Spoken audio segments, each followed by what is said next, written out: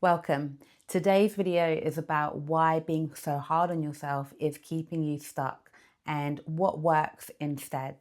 Because I bet you, if you're a woman over 30, you've been on some form of plan or some kind of journey with your fat loss and your strength.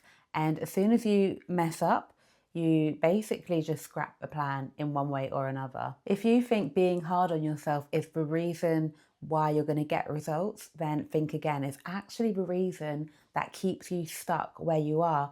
Because let's say you're on a plan and you're being consistent, you're doing the things, and then something in your life pops up.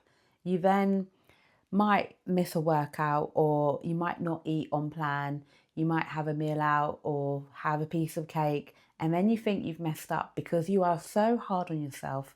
You actually backtrack, and studies show that when you're feeling shameful of something like this, shameful of not being able to execute a plan, you actually end up doing the opposite even more so. So you're actually going to end up eating more food if, let's say, you've had that piece of birthday cake and you think, like, screw it, I'm just going to eat some more. And this is really the key to unlock the pathways in your mind to just allow yourself to understand that this is okay. It's okay. No one is perfect. Nothing in your life is going to be perfect 100%. So if you do feel like you've slipped up, you need to switch that in your brain, and you need to tell yourself and remind yourself that you're just human at the end of the day. So if this is you, if you're someone who falls off plan and then you're in like screw it mode, then don't allow that mode to keep coming in, because really what you need is some self-compassion here and understanding of human behavior. And this is a big one. I've been there myself as well. You know, many times where I've been in that screw it kind of mentality and just eaten more and more throughout the day because I'm already, I've already screwed the plan up for the day. So I might as well eat. And then the next day I'm still in that mindset as well. So it takes quite a while to get out of that. So the solution really is some self-compassion, understanding, and telling yourself it's all right that you've actually had the thing or you've missed the workout. Let's get back on it within the next couple of hours or next day. And that is only going to help your trajectory, because fat loss is not ever, never a linear thing. It's always going to be up and down, but we want an upwards trajectory of results. And the process is never going to look like that. So let's say we're down here. We're going to have good day, good day, good day. Oh, little slip up, just a little one. And then another good day, good day, good day. Little slip up, good day, little slip up, good day, little slip up. But those little slip ups are only going to be small increments in the grand scheme. If you keep going at even 70 to 80% of what you're able to achieve on a day-to-day basis, then that trajectory is soon going to climb all the way up. And every time you slip up, self-compassion really is what you need. Again, you are human. You're a woman over 30 if you're watching this, most likely. And again, life is going to get in the way. You might have a family, busy work life, busy social life, or you're just stressed and you're an anxious person. Things are going to happen to you. But again, remind yourself that you're human. And we've been conditioned to believe that being hard on ourselves equals better discipline. But actually, I feel the opposite is to be true, because when we are hard on ourselves, our expectations are so high that they're near impossible to meet. And that isn't discipline, is it, really? That's just unnecessary and, hard to reach expectations which just don't make sense. So lower the bar a little bit, and it doesn't mean you're not able to achieve it.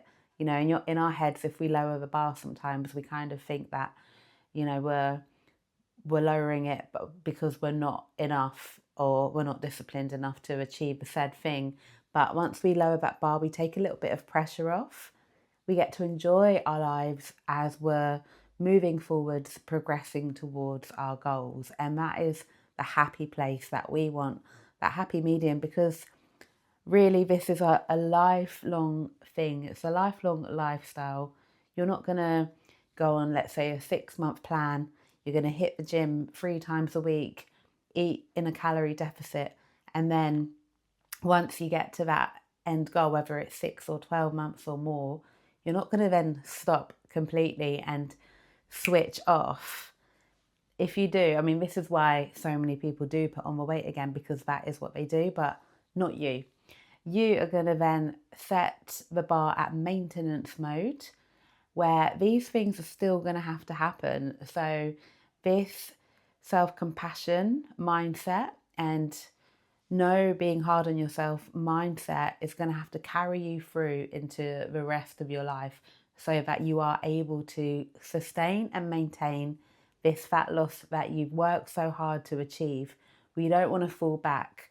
I've done it before where, I've got to the end goal, quote unquote, but it's not actually been the end goal. The end goal is sustaining maintenance. So please remind yourselves of that, when you are at your end goal, and practice what you've been practicing and doing on the journey to that end goal. And you might think that food or motivation or consistency is the problem, but really it's the way you react to that said problem, and the way, how quickly you respond to it as well. So you're not just reacting to what you did, you're reacting to what you think that thing means about you.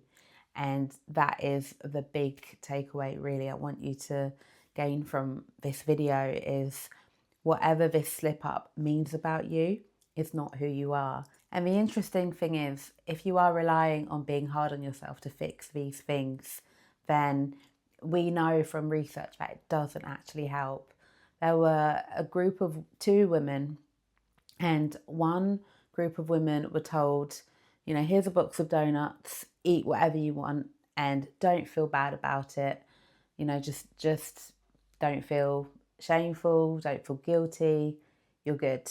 And then the other group of women were just given a box of donuts and they weren't told what to feel.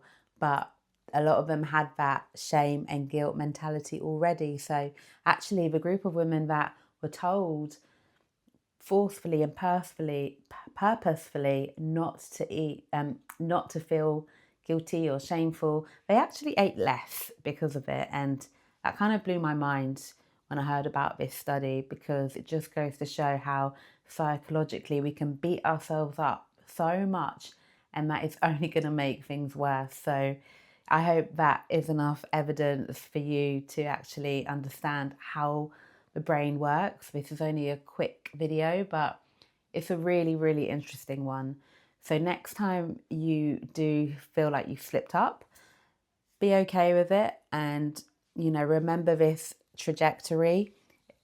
Sometimes, well, most of the time it's going up, but sometimes you can have little slip ups. Don't let them fall too far down through the emotion of shame and guilt around that thing that you did. Okay, just let it be a little slip up. So yeah, little slip up, go back up on the trajectory, get on your merry way, and you will soon find that you're enjoying the journey instead of actually feeling like crap. Don't worry about it. And remember that self-compassion is a way of responding that allows you to keep on moving forwards. And it's important to distinct here in what we say to ourselves and how we talk to ourselves. So instead of saying, I am a problem, shift that mindset to, that behavior wasn't helpful. And, you could say it with a bit of a giggle, it's not helpful. You learn from it. Next time you may not do that behavior because you've seen it, you've taken a step back and you've seen it for what it is. It's not helpful. It's not that you failed. You see, when you make it about you, you feel stuck. But when you make it about the behavior, you understand that this is something that you can actually change. And this is why so many women keep in this cycle for so many years, because they associate that mistake with their identity. And this is what I'm trying to get you to understand today. So yeah, next time you slip up, step 1 is to acknowledge it. and just say, call it for what it is. You know, I've slipped up, I've had more calories today, or I missed my workout, or I didn't do many steps today, whatever it is. And then just understand that you are human. Remind yourself, I'm only human.